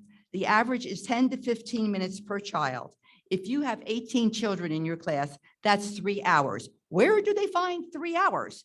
In between 15 minutes, I have between this subject, I can do a kid, 15 minutes between this child, I can do a kid. It's when they should be working with these children instead, doing the little help that they need instead of doing this testing. Kindergarten shouldn't even have been tested. They do not know their letters and sounds yet. I'm working with 4 children who we spent 20 minutes and the child still couldn't get the letter C. Another one's mixing up M and N, and they're supposed to know their sounds and syllables in kindergarten. I don't think. And then on top of all this time, they then have to grade it. There is 10 items and they have to tell what each single item is. Is it beginning, developmental, or proficient? And then they have to send it over here. I mean, not only do they do it for themselves, and they had to do all this through the computer, send it over here. I mean, it is extraordinary. They're going nuts. Where do you find time to do this? I mean, you 3 to 4 hours testing, and then you have to grade it, and then you have to put it on the computer and send it all over here, 10 individual grades per student. I mean, that's nuts. I mean, they should be compensated somehow. They need a workshop day where they have just a half day where they can catch up and breathe. And it's always overload. I mean, lunchtime, we lost our aid. So instead of having an hour lunch, we only have the 40 minutes. And that extra 20 minutes they could have used to send scores over or grade tests. And our 4th and 5th grade teachers at my school, we never see them because they eat lunch in the classroom because they're preparing for the afternoon. So when are they supposed to do all this grading of this test for every single student? This needs not to have happen again. Something has to be done that they don't have to waste all this time when they should be working with the students this 4 to 5 hours that they're doing this test. Thank you. Thank you. Rocco Riccio.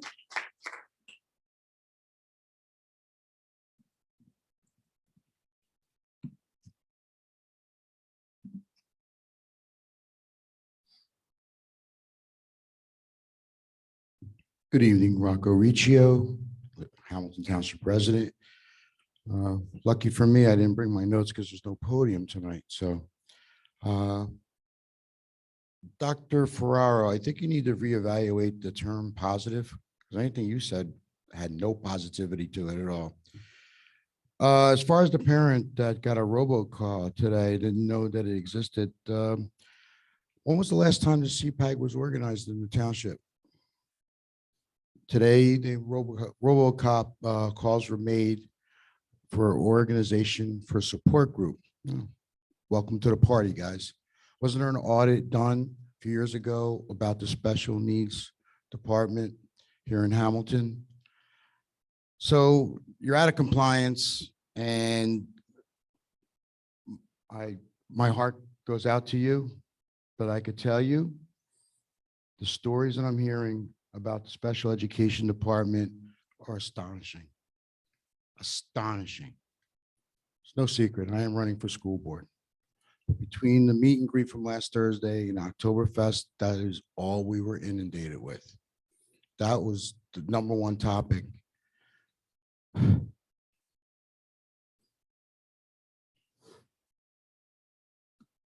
That's a growing population.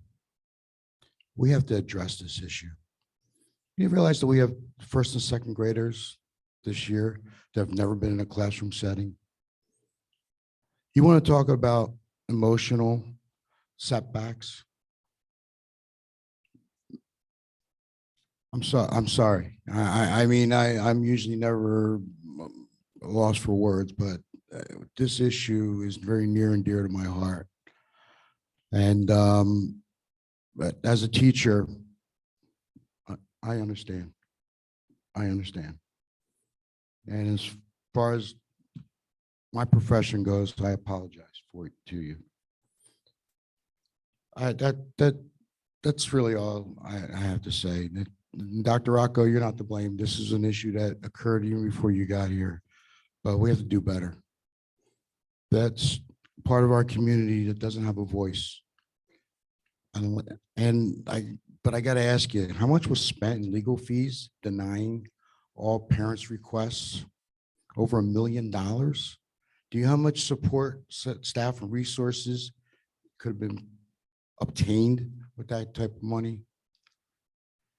So, guys, please, whatever the outcome is in November, just know I'm going to be an advocate from now on.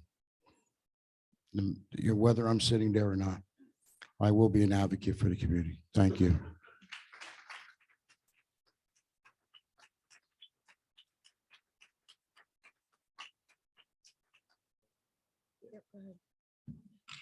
Yeah, just to address that, I am the board attorney for the district. My office also serves as the special education counsel.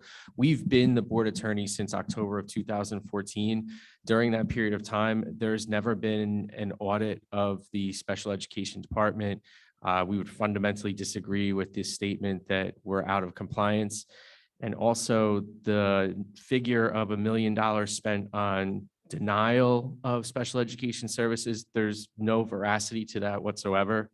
The business administrator will be able to provide anybody with our legal billing over the last 8 years because it's public information, but it's certainly not even close to $1 million on an annual basis. And collectively, over 8 years, we would say it's very reasonable as compared to other districts in terms of the per student expenditure on legal fees. So I'm sorry, but those are just not actual facts.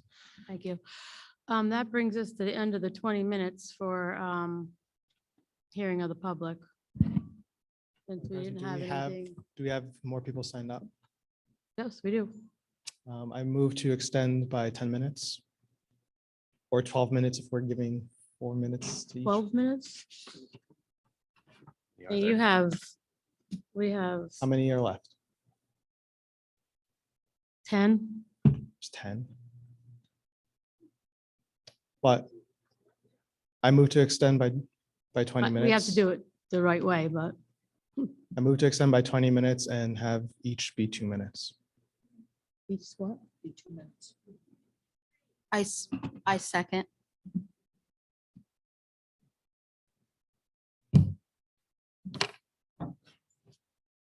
Dina and Jason, first and second. Ready? Roll call.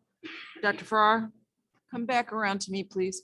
No, you can't. We can't do Yes, that. I can. I thought we could. You can't. No. Oh, jeepers. All right, yes. Mr. Gonzalez? Yes. Ms. Harvey? Yes. Mr. Kanka? No.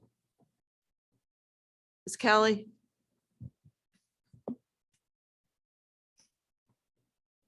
I'm going to abstain. Why didn't I do that? Dr. McSheen? I don't know. Yes. I can't help you on that one. Ms. Thornton? Yes. Ms. Lombardo? No. Motion passes. So now we're at 2 minutes. 2 minutes. 2 minutes for Yeah. 20 minutes, right? Frank Summers. That's what you get for being rude to us. Hi, Frank Summers, Grayson Avenue, and I should be less than 2 minutes. One of the things I've requested in the past and what I've said that a lot of parents and taxpayers are asking me is why these meetings aren't televised. And I've asked board members and they've talked to me, they've sent me emails. And one of the things that keeps coming across is there was a lawsuit of some sort in the past, the OCR in 2021. There was a settlement. I've heard 2 words, settlement and agreement. So I'm asking, I can't get that for some reason. I've been able to get other things, but not the agreement of what was settled. So I'm gonna have an Oprah a request. Yeah, if you send an Oprah request to the business administrator, we would provide the settlement. That's what I'm gonna hand her right now. Okay. So that's all. Thank you. Dawn Mitten.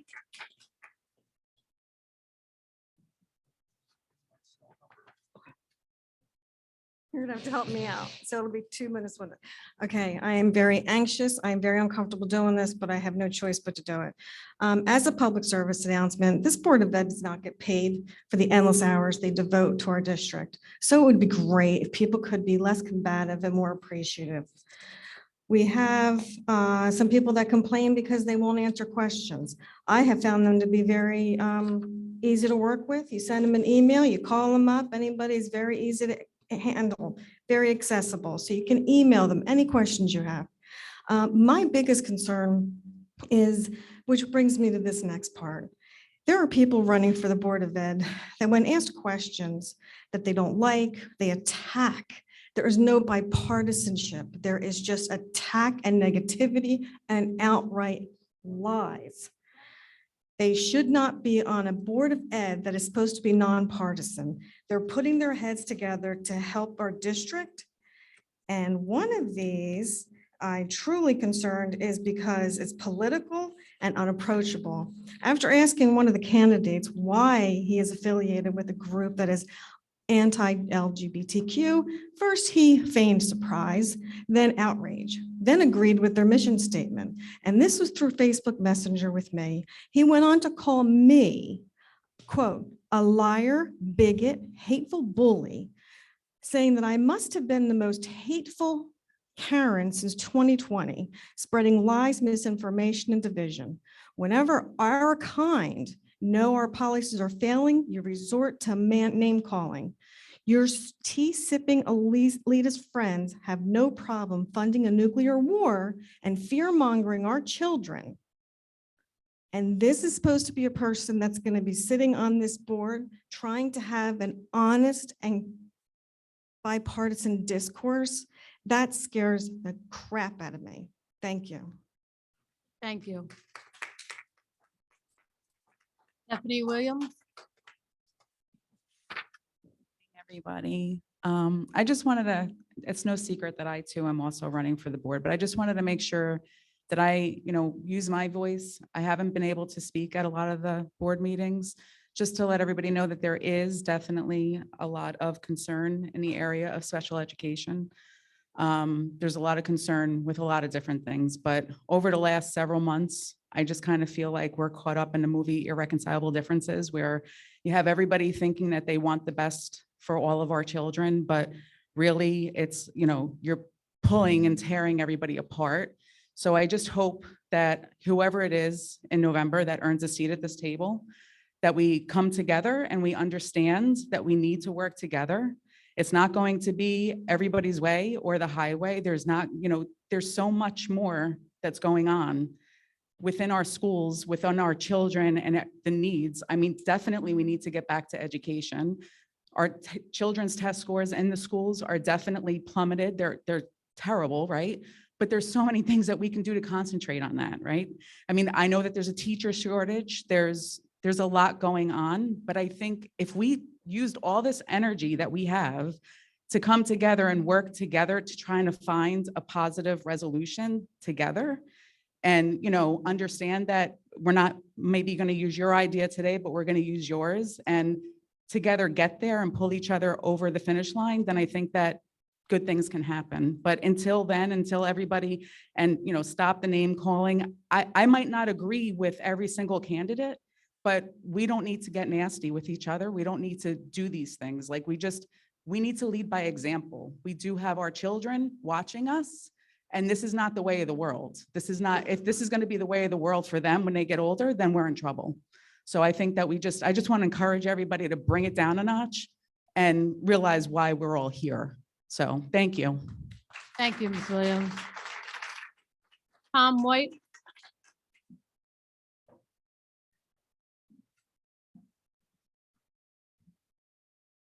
Good evening, everybody. Just want to talk about what happened last month or whatever it was.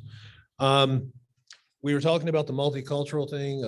There was, and I like everything you said, Dr. Farrar, but all due respect, we're still not having conversations. And if those two classes are causing people to be this upset, then we need to have conversation. I just wanted to thank a few people, Mr. Kanka, for taking some time after the meeting last time to speak to me, Dr. Lombardo, Dr. Mashkeen, and Mr. Gonzalez took some time after the meeting, sit down, well, we didn't sit, but at least we had some conversation about it. I also want to say a special thank you for Mr. Scotto and his assistant, her name is Maria, who've taken a lot of time since that meeting to sit to talk to me. And actually, I was having some problems. If you remember, my issue was the source material for the multicultural class. I was having some trouble getting one of the books, and Mr. Scotto brought it for me today. So thank you again for that. I do appreciate that. I also told you that I have wanted to talk to Mr. Regazzo and the teacher, Mrs. McDermott at Nottingham, And we are having a meeting this Tuesday at 9:20 at the school, and we're going to talk about that. But again, I need to stress to you, because you did state all the rules to get the resource material reviewed and everything, but the resource material is different than the source material. And if we're not having conversations about how it's being taught, or if those books are in fact pornographic, which I've looked through them, they are, there's no argument about it, then they need to be removed from the classroom setting. If you want to have them if you want to have them, other Sorry, places for sir. people, that's fine. But I'm I do sorry. appreciate everything that all you guys did. And I really do respect you for taking that time for me. So thank you. Thank you. I will be back next month. to talk about this. Thank you, Mr. White. Peg Kirka. Thank you for calling me doctor too, but it's just Mrs. Lombardo. I appreciate it though. Good evening, everybody. I've been to a couple meetings before and I've never spoken. The original reason I came here was because of the situation at Grace Library. I find it extremely upsetting that a library can be closed. Now, I realize that there's staffing issues, but how long was this issue known to everybody in the district and to the school? And why were the parents just told today, to my knowledge? I got this thing, this memo. When I read that 29% were proficient in math at Grice, 29%? Hamilton used to be looked up at as a school. I went to Catholic school, not in Hamilton, but Hamilton used to be, oh my God, they're great. 40% proficient in reading, and now we're going to close the library? Where's the emphasis on the education for these kids? My granddaughter just started Grace. I'm appalled. I'm appalled at this. I'm appalled at these statistics. I have another grandchild in McGalliard.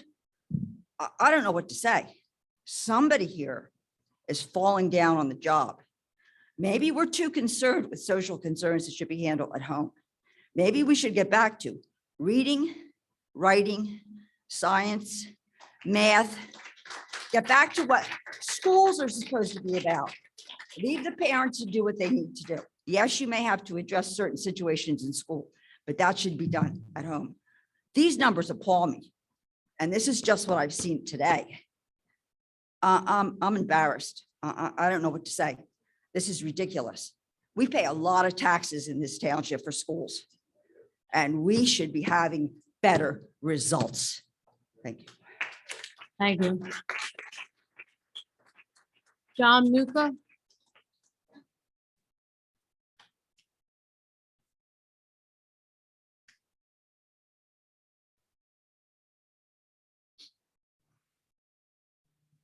My name is John Muka. I'm a resident of Hamilton Township, 2495 Sylvan Avenue. My innate eloquence is going to be a little limited tonight because you keep changing the rules on how much time we have. You know, I played with a 4-minute speech, got it down to 3 minutes. Now you want 2. All right, so I'll skip to the chase here. First of all, Dr. Rocca, when you mentioned your father, it really touched me because I think of my father very often. The things I remember about him were not the things he compromised on. The things I remember most about my father, and maybe you do too, are the things he would never compromise on. And there are some things that we are discussing here that it is not possible to compromise on. So we need to go our separate ways, agree to disagree, and leave these topics for the parents in the home. We don't need to be lectured at length about who's treating people badly on the board here, because we're not doing that. Now, I'm going to just jump to the idea of informed consent. This is important in terms of medical conditions, doctor-patient relationships, and it means a lot in personal relationships. But I got to skip to the chase here because I'm going to talk about the most important threat we have is this transsexual affirmation that we're trying to do in the schools. I don't know if you know anything about testosterone treatment. When a woman takes testosterone treatment at 60 times her natural level, it is not irreversible. After 2 months, her voice changes to that of a man, and it will never change back. So just go onto YouTube and put the words detransition stories into YouTube and see what women are going through when they change their mind. Because they did not have the ability to consent at 14 years old, and they were not properly informed of the consequences. So these things need to be dealt with, or these things have to get out of the curriculum. They shouldn't be in there in the first place. And nobody's against transsexuals, homosexuals, as a Sir. lifestyle if they choose it. but Sir. It does not belong in the school. Time. Okay, sir, thank you. You went way over your 2 minutes. Sir, I'm sure you've seen Sir, the Dearborn please, School sir. Meeting. Who's next on the list? Mark Byrne, it's your turn, Seen the sir. Dearborn School Mark Meeting. Byrne, no, come on, 2 minutes. This is why we That don't meeting went extend it. 3 hours This is because of exactly Dearborn. why we do not extend What the it. gavel's That's for. not exactly why. It's you don't Yes, want it to is. listen. It's to what the community. gavel is for. Don't tell me what I don't want to listen to. Anyways, Mark Byrne, all right, Mark Byrne, 251. I'm a Hamilton resident. And I just want to say to you folks here, I know you think may ill of us, but. I Mr. love all of you. Byrne, I I'm love, gonna I love start- you. I'm sorry. I'm going to start right now. Sorry. Anyways, last time we were here, we asked to pray for a principal and board members, asked everyone to pray for a teacher involved in an accident. I applaud that. I think that's wonderful. I think we could all agree that praying for something good is a wonderful thing. Maybe we perhaps should teach our children to pray for something that can unite them together and bind them together. So often, a lot of what is going on right now is dividing people. And if you can't see that, I don't think you're awake. It's dividing people. And in the spirit of kindness, I pray for peace here tonight, a little prayer of peace, because I think we could use it. So that we all see the goodness in each and every one of us. Everybody's, in my opinion, is made to the image and likeness of God. So in that spirit of kindness and love, I'd like to say the following, that I love this country and all of its people, all of its people. Like it or not, we're all brothers and sisters, citizens of America. Many in this room have strong feelings and beliefs. I believe that no one should be forced, and in some cases, pay for teachings that are in great contradiction to their truths, their beliefs. So many of these state mandates are in direct opposition to the vast majority of Americans' beliefs. And that brings me to the one mandate, one of the many mandates, teaching on abortion as a form of birth control. That's a mandate by the state, 2.112 PP6 demands students as a form of birth control had to have an abortion. In 1979, the World Nobel Peace recipient was Mother Teresa. And what she said, any country that accepts abortion accepts abortion is not teaching its people to love, but to use violence to get what they want. How true that is today. Are we a gentler nation today? If we are we teaching our youth that life in the womb, a helpless child, an innocent baby has no value? We're doomed to violence in a loveless society. Mr. Byrne, Yes. your time is up. Oh, sorry. Thank you. Anyways. Thank love to you. all of you, really, honestly. Chanel Vickers.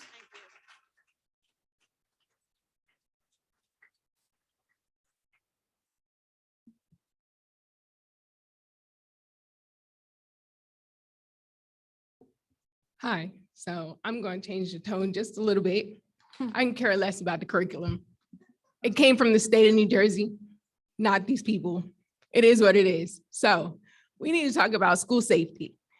Just last week, we had 2 incidents happen on East Park Avenue. We had a student get hit by a car. She broke her leg. The next day, we had a fatality. Okay, it's still under investigation. My deepest condolences to the family. I had to reach out to the family because I told them I was going to speak about it. I was the PTA president at Georgie Wilson, 2016 to 2019. I have submitted multiple suggestions through Hampstead to get some clarity on how to fix the speeding in front of that school. Now we have a fatality. We need help. We need some serious help. We got 2 schools back to back, and the elementary kids are yay high. They cannot be seen over bumpers. I'm asking the board to come together with the township. I was at the town hall meeting last night, and I pleaded the exact same story. Help these kids. Please, we don't need a student to get hit. It was bad enough that an adult did. Please help them, help all of them. Please, like, we need help. Get with the mayor, get with the township, do something. It's gonna be someone's kid next, and it's sad. And I've been helping, I've been pleading, I've been advocating for a long time for this to something be done. So I just need the board to step up and help the community now. That's it. Thank you, Ms. Vickers. And thank you for bringing what is a very important subject to us. And we did have a serious accident last year in front of Morgan School where 2 students and a parent got hit from speeding. So I'm going to let Dr. Rocco take what we've been trying to do, but we can do more and we will do more. And that was a tragic. Yeah, well, so I spoke with, I spoke with the mayor on Friday. He also We can't control emailed the me street. back earlier this week. We are going to get a meeting together, hopefully get some county, because some roads are local, some roads are county, some roads are state roads around all of our buildings. So we're going to get a meeting together, see what we can put out there. Cyan had some work done with lighted crosswalks. So you press a button and it lights up.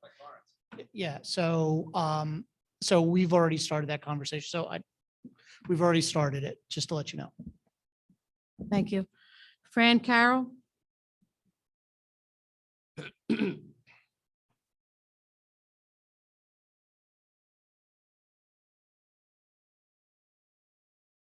One. Fran Carroll Hamilton. I wanted to talk a little bit about the possibility of things being under review in terms of banning books in our district, in particular genderqueer, which I happen to have here. It was discussed at the last meeting. I'm a little concerned that you're saying it wasn't taken out of circulation, but it's not available to the kids because it has been checked out by an adult. So that's a little concerning because it is supposed to stay. I know I'm sure you know your own policy states that it should remain on the shelves during the review process. But I do want to point out, and I think Ms. Harvey had said something about it not being appropriate or approved for the high school level. And I don't believe that to be true. I believe I have something here from the New Jersey Association of School Librarians that's saying that this is an award-winning book, by the way, Stonewall Honor Book. It's been deemed appropriate for the high school level, and it's been selected in accordance with district policy number 2530 in support of the standards, curriculum, diversity, information needs, and interests of the students. I believe this is one that would fall into the interests of the students category. It's not part of any curriculum. It's a library book. It's not being taught in there, but we need more books in our library and more, students being able to access them. So I'm a little bit concerned also about the Grice. My 3 kids went through Grice and loved, being able to access the library books. So I hope that they will be able to, because we just need more of this. The US Supreme Court has recognized in 1982 that the right to read is implied in the First Amendment and deemed school libraries places for voluntary inquiry, quote. The administration's violation of the policy in immediately removing the book from the circulation would violate the students' First Amendment rights. So I hope that it has not been removed. And I just hope we give these students more to read. I have also read the book. You take the pictures in context. I'm sorry. Okay. Just to clarify, the book was not removed from the shelf. It was checked out. Mhm. So once it gets back from the person that wanted to read it to be more informed what everybody was talking about, which should be by Friday, it will be back in the school until the review is over from the person that put the grievance in. I guess the concern was that it was removed by an adult. No, it's Not removed, Well, anybody can, rather checked a out by an teacher can adult. check it out, anybody can. But, excuse me, sir. There was somebody that needed to get that information after last board meeting, and they had every right to ask to read the book, so they did. It'll go back into circulation. About the library, there's no intention as of right now to close the library. That was a story that got out that way jumped the whole issue. So Dr. Rocco does not want to close the library. I don't know how that story turned into being as big as it is, but I personally said, I don't know where that story came from, but that's not the intent of the superintendent to close the library. And as I said, it's a temporary addressment, a temporary way to address the need for students to learn. But at the same time, we are offering options to keep the library open. So, and just so everybody knows, over the last 5 years, I've personally requested funding for our high school libraries to upgrade those libraries because I believe they should be hubs of student connection, learning. It's also probably the only place where some kids can actually do their work. They can't do it at home. They don't have time because they work, all kinds of other things. Some of that funding is going to start coming to the middle school this year to start doing the same thing. So the intent to close a library is 100% inaccurate. It might have to be closed periodically based on the need to have kids get ELA instruction. And so we're working on that process right now. Thank you. Joe Marchio.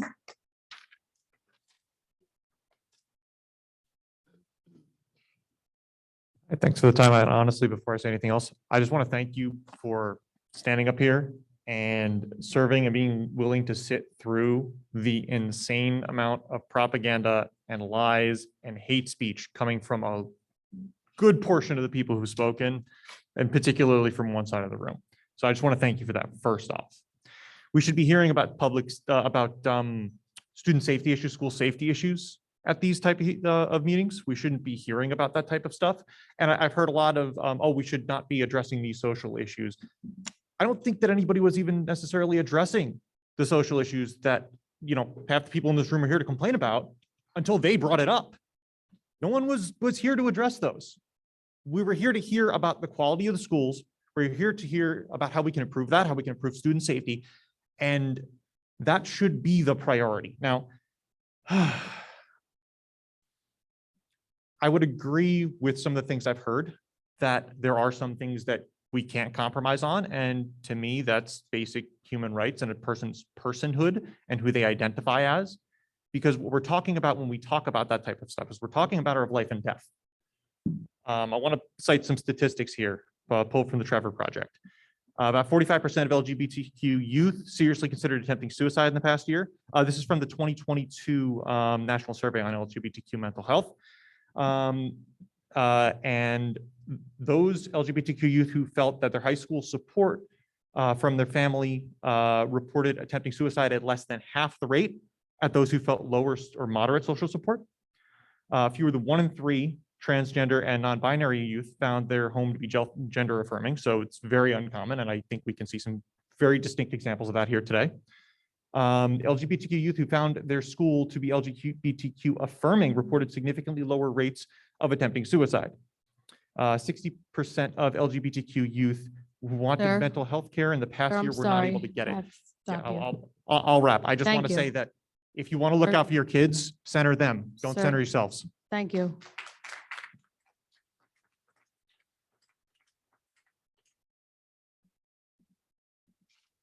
Can I get a motion to adjourn? So moved. All in favor? Aye. Opposed, abstained, motion passes. Thank you. Yeah, that was kind of. Oh, Sue, I'm gonna